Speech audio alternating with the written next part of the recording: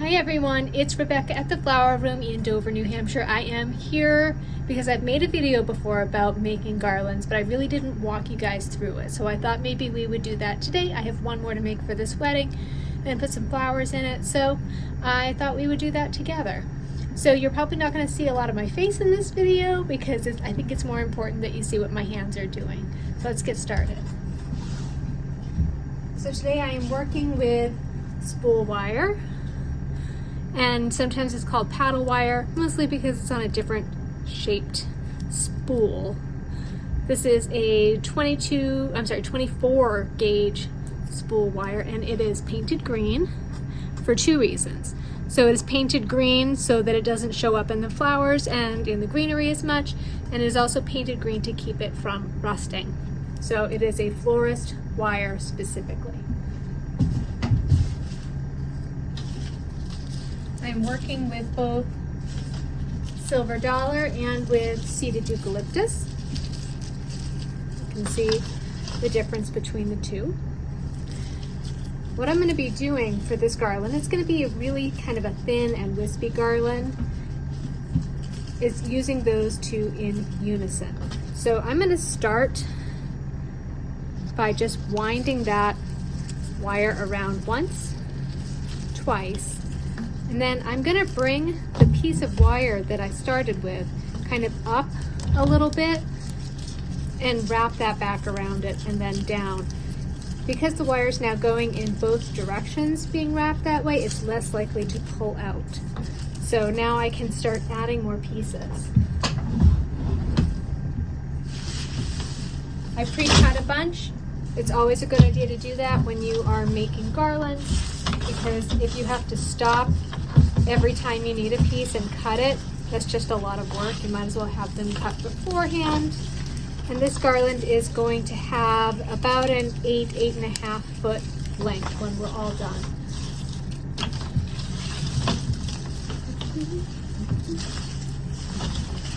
And I'm keeping my pieces fairly far apart when I'm starting to put them together because, again, this is going to be a thin garland. If I put them too close together, if I don't leave enough space before the next addition, it's going to look really chunky. So I don't want to do that. So I'm keeping all of my newer pieces further down the line, and then I'm just wrapping around. I do want to show you, it's important that you get a nice snug wrap on that, but you don't want to be so tight that you go and Hulk smash and snap it in half, because if you snap them, the wire's not holding anything anymore. So make sure that you keep it tight enough that it's not going to fall apart, but loose enough that you're not actually just chopping the stems in half. All right, let's keep going.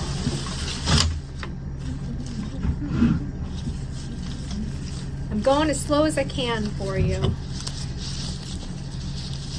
Between my just years of experience and ADHD, I am not able to move very slowly.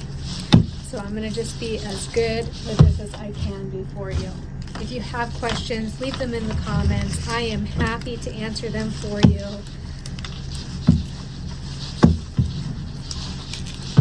I've been a florist for about 20 years. I'm sure that there are a million other ways that people make garlands, and really, when you're doing this, do it the easiest way it is for you. A very wise person once told me that as long as you are achieving the same result and you're not taking all that much more time, it really doesn't matter your method. So if this is not comfortable for you, if you use another method, let me know that too. I am interested to hear what you do. Now, because I am keeping these pieces a little far apart, you're going to get bends in this, but because this is laying on a table in the end, it really doesn't matter. I would want to keep them a little bit finer, smaller pieces, and keep them a little closer together if this were going on an arbor, because I wouldn't want to end up with a bend somewhere where I was hanging that on an arbor. But these are going to lay flat, so I just really need them to stay together.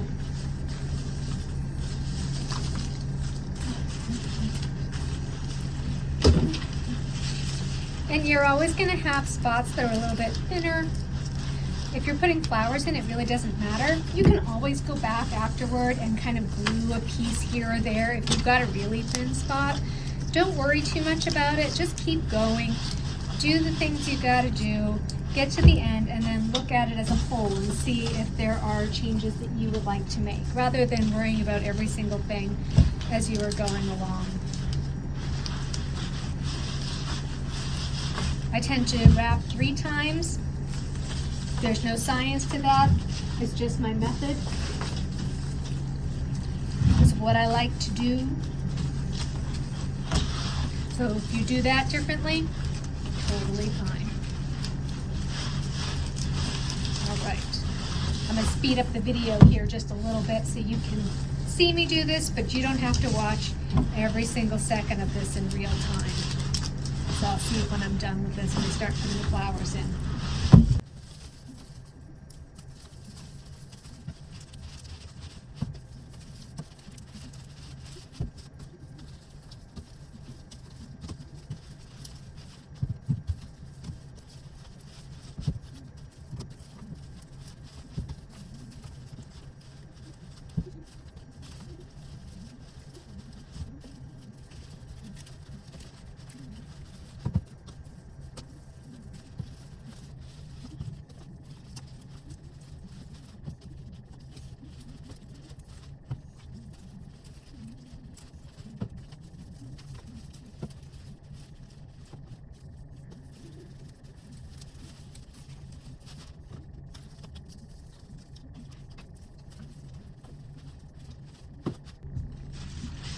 Looks like I need just a few more pieces to finish this up.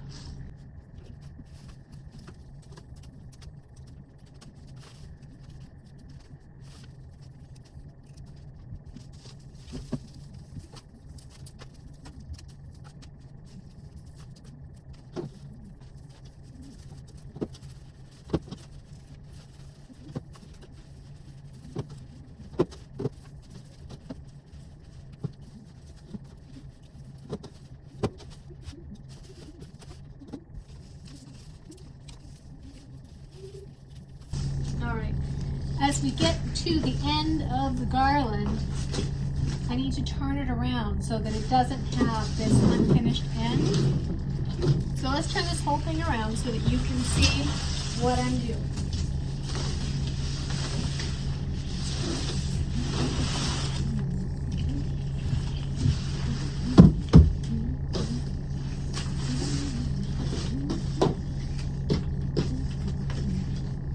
Now again, I am sure that there are a million different ways to do this. This is just the best way that I know how and the way that works best for me. Whatever you do, don't let your wire get loose on your spool. You will be sad for days.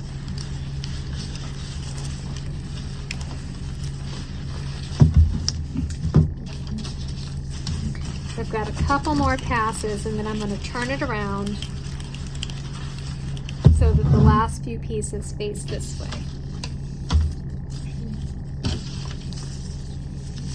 Now, I'm going to leave a little bit of a gap where it's thinner here, and then I'm going to fill it in.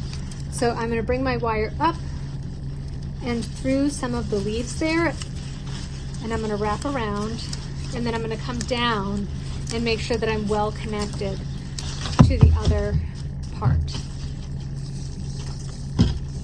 And then I'm going to gather some more, and I'm going to take all these little butt ends and I'm going to kind of weave them in between the leaves here.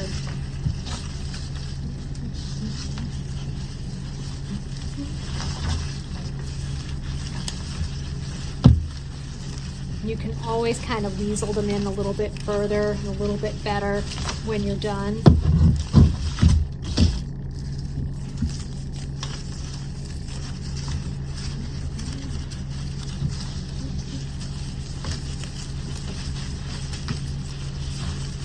There. Now our greenery is not looking like it just goes in one direction. You want that nice finished end. And I always go back a little bit just to make sure that's nice and secure. I'm going to cut the wire with a pair of utility scissors. These are like kitchen scissors. Do not cut these with scissors that you want to cut paper or ribbon with, because you're going to put dents in the blades and then you're going to be super unhappy. So give that just a little snip, and then you want to make sure that the little end to this wire is kind of tucked in. So I'm going to kind of knit that underneath a couple of the pieces of wire that are here, just to kind of make a knot so that it does not start to come unraveled. And I'm going to make sure that I hide it, because you don't want that sharp end to scratch anybody, damage anyone's furniture, all that good stuff. All right, so we have now about 8 feet of garland. We're going to start to put some flowers in here.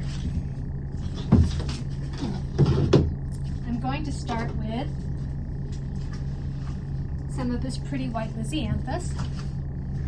And again, I'm going to use my utility scissors to cut these heads off. If I were doing a lot of these at once, I would just prep a lot of flowers. I would cut them all off and just kind of production line this, but I'm just doing one for you right now. So we're going to do some of that.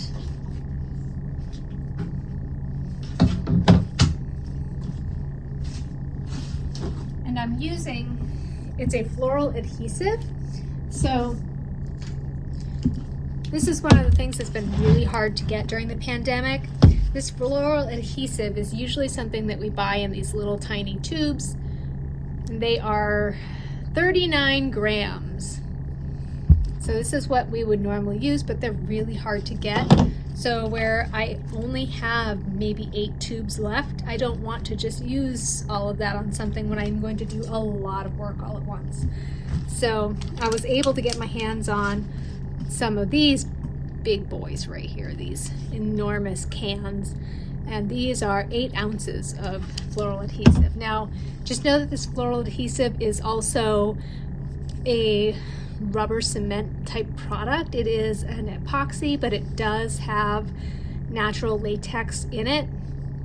So just be cautious if you have a latex allergy and you're using this. I do have a latex allergy. I'm just careful not to get it all over my hands and leave it there. I'm not that sensitive. Also, if you are super sensitive and you're ordering corsages or boutonnieres or something like that from your local florist, let them know that you have that allergy, and also probably mention that you know that the floral adhesive that they use a lot of times is rubber cement base. They may not know that. Not everybody knows these things. They aren't going to try to do something that's going to hurt you, but they may not know. There are alternatives, however. There are lots of other methods that they can use to make your boutonniere corsage. So if that's an issue for you, definitely speak up.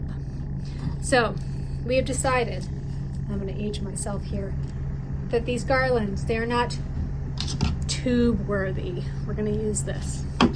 This is a little thinner than I'm used to, so if I goober this all up, you know, be forgiving. This does take a little while to dry. It's not an immediate thing. I'm going to just try my best not to make a mess. Because, whew, at least there's an applicator. I'm going to close that up just a little bit more. When this stuff first came out, the tubes weren't available at all. You couldn't get it. It was just in the cans, and you just had to use it out of the can. It didn't come with this fancy-dancy little bottle that you could pour it into and then use it like it's Elmer's glue. All right, so there's our lisianthus. We're going to move on to roses.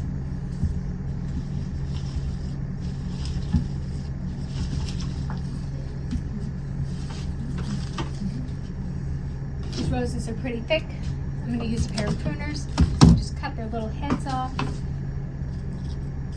Cutting it as flush as possible. I really want to be able to get a good base on that glue. You know, I'm cutting that super short.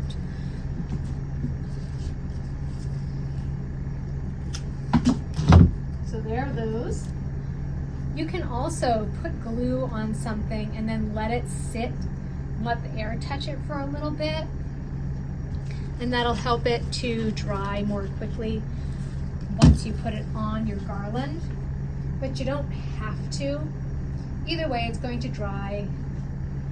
It's just going to be a little longer of a process if you don't let the glue get tacky. Just twisted this up a little bit, so I'm going to just twist it back so that the good side is showing.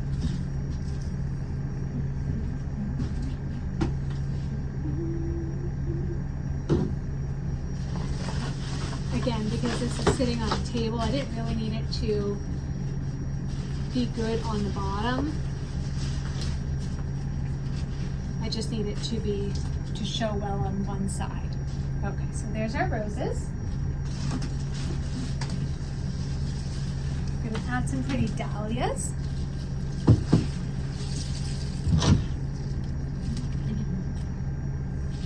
Sometimes I would use the buds too because I think they're interesting, but the person who is receiving these, I don't think she is a flower buds in her garland kind of person. So we're not going to do that to her because she's the customer. It is her wedding, and it doesn't really matter what I think it should be. As long as she is happy, I am happy.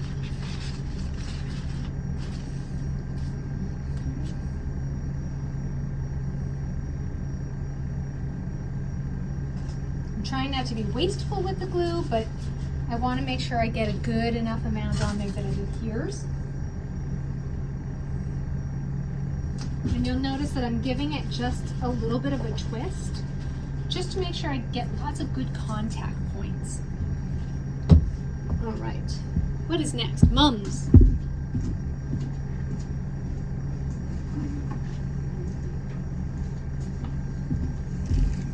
We have some of these really pretty peach mums. They all come with these little nets on them, which are really kind of neat. I never knew until recently that somebody actually goes through the greenhouse and they put these nets on the stems before the flower starts to form. And then after the flower forms, they just pull it up over the bud so that it protects that.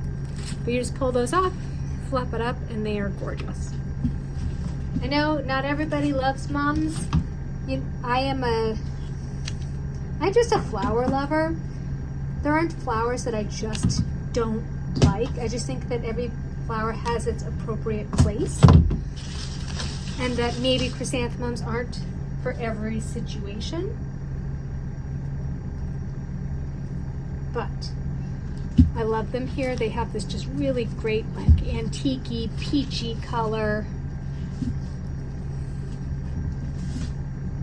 So they are perfect for this particular wedding.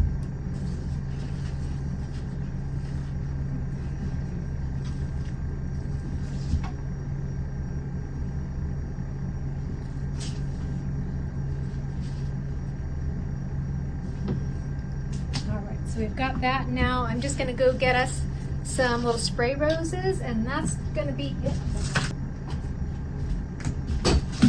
Spray roses. This variety is called White Majolica. It does have just a little bit of a pinky hue to it. It is named for Majolica pottery or ceramics. So it is supposed to have like a porcelain kind of a look. That makes sense.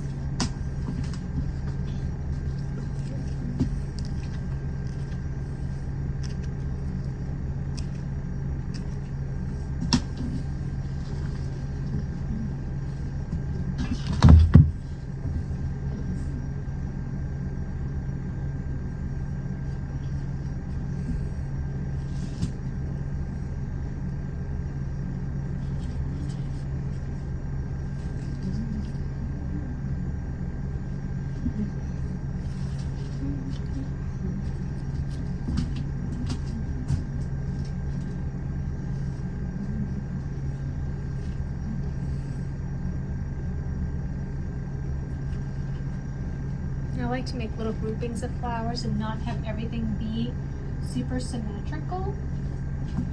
It gives your eye a little bit more to look at, a little bit more interest than if everything is just kind kind of in a line like little flower soldiers.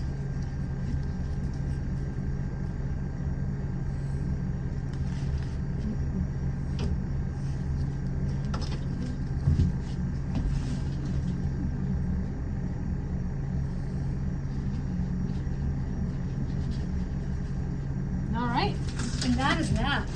I'm going to glue these couple buds in there. That's going to be the last of the flowers going into this garland. It came out fantastic. I'm still getting used to using the glue out of here because it is very runny. Hoping I don't waste too much because I've got 20 more of these to make tonight. And it is almost 9 p.m. So wish me luck. I'm going to have a fantastic day tomorrow, and then I'm going to sleep on Sunday. As always, be kind to each other, be good, enjoy some flowers, and comment if you want me to answer any other questions for you or if you want me to make any specific video. Thanks so much for watching. Have a great night.